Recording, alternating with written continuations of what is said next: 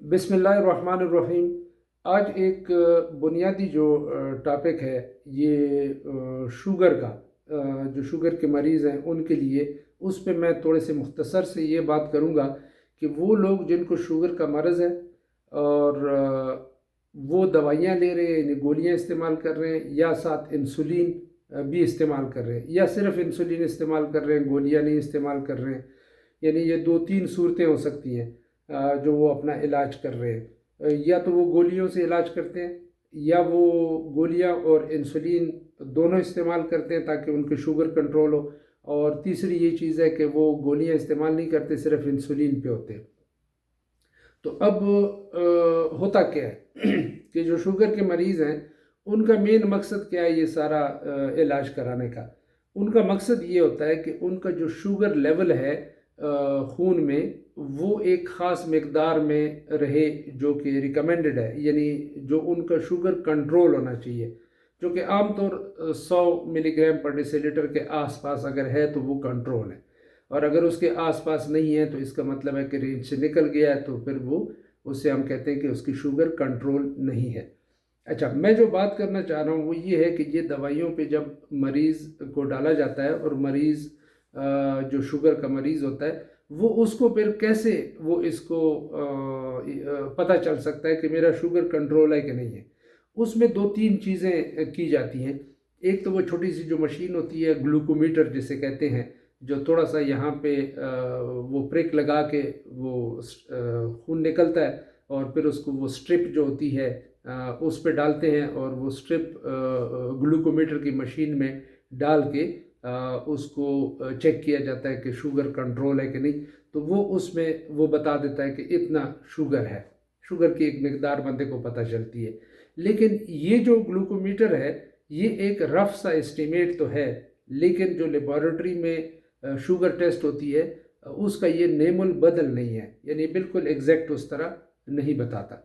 तो चले, ये तो एक रफ सा हो गया कि ग्लूकोमीटर से जो मरीज़ खुद चेक करते हैं अपना शुगर, तो उससे एक रफ सा अंदाज़ा उनको हो जाता है कि मेरी शुगर कंट्रोल है कि नहीं है। अच्छा, दूसरा एक टेस्ट होता है HbA1c, उसे कहते हैं HbA1c। अब HbA1c 3 महीनों का शुगर का लेवल बताता है कंट्रोल का, कि ये 3 महीने जो पिछले गुजरे हैं उसमें मेरी शुगर कंट्रोल रही है या नहीं रही। अच्छा, HbA1c का जो टेस्ट है वो परसेंटेज में बताता है, यानी 6.5%, 7%, 8%, 9 या 10 या इससे भी ज़्यादा परसेंटेज आ सकती है। तो अगर 6.5% है तो ये नॉर्मल है। अगर इससे ज़्यादा जितना भी ऊपर जाएगा, 7%, 8%, 9, 10, 11, तो इस तरह जितने भी परसेंटेज में ये HbA1c का टेस्ट आएगा तो इसका मतलब है कि शुगर कंट्रोल से बाहर है। जितना ऊपर होगा ये HbA1c, उतना ही शुगर कंट्रोल, शुगर का कंट्रोल ख़राब है, यानी शुगर सही तरह कंट्रोल नहीं है। अच्छा, जो सबसे अच्छा टेस्ट है वो ये शुगर का ब्लड शुगर लेवल जो देखते हैं, यानी खून में जो शुगर चेक करते हैं, जिसे फास्टिंग कहते हैं। Fasting blood sugar, fasting blood glucose fasting. सुबह के वक्त जो, यानी खाली पेट, फॉर एग्जांपल रात को कम से कम आपने जब खाना खाया और उसके बाद कुछ ना खाया हो 8 घंटे से लेके 10 घंटे तक, तो फिर आप कुछ भी ना खाएं, और सुबह जो खून आप टेस्ट के लिए देते हैं लेबॉर्ट्री में, उसे कहते हैं ब्लड ग्लूकोज फास्टिंग या ब्लड शुगर फास्टिंग। तो वो जो खाली पेट आप शुगर टेस्ट कराते हैं वो एक तरह का आइडियल है। वो चेक करता है सबसे पहले, उसको ये टेस्ट कराना चाहिए ताकि उससे पता चले कि आपका शुगर कंट्रोल है दवाइयों के साथ, आपके इलाज के साथ या नहीं है। तो अगर वो मिसाल के तौर पे 100 आ रहा है मिलीग्राम पर डेसीलीटर, 110 आ रहा है, 115 आ रहा है, यानी इसके आसपास अगर वो आ रहा है, तो इसका मतलब है कि आपका दवाइयों से जो शुगर है वो कंट्रोल है। तो आपको, यानी वो जो दवाई है वो जारी रखनी चाहिए।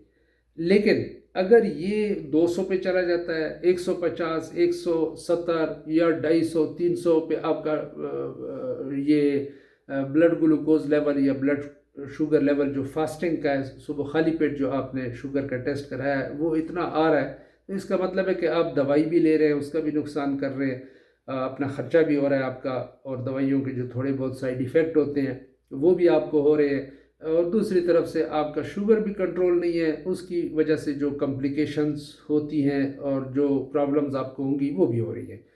तो फिर आपको अपने मुआलिज से, अपने डॉक्टर से रुजू करना चाहिए ताकि वो आपकी दवाइयों को एडजस्ट करें।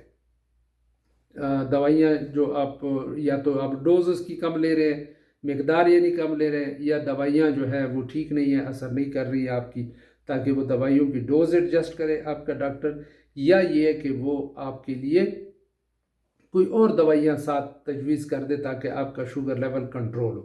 तो ये यानी अगर इसको मैं वो करूँ, समराइज़ करूँ, तो ये है कि जब आप अपना इलाज शुरू करते हैं किसी डॉक्टर से, तो आप ये इत्मीनान कर लें, यानी ये जो मैंने टेस्ट बताए हैं, ख़ासकर सुबह खाली पेट जो टेस्ट है वो आप कराएं, ताकि आप जो दवाइयाँ ले रहे हैं उसका जो मकसद है कि आपका शुगर लेवल कंट्रोल होना चाहिए।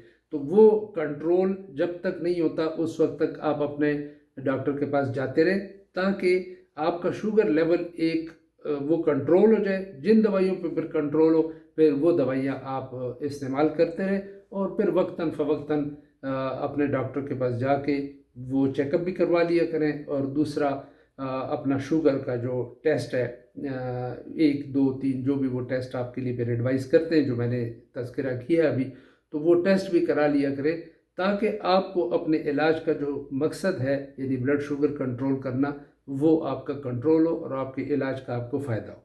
अल्लाह आपको सेहतमंद ज़िंदगी गुजारने की तौफ़ीक अता फ़रमाए। आमीन। अस्सलाम वालेकुम।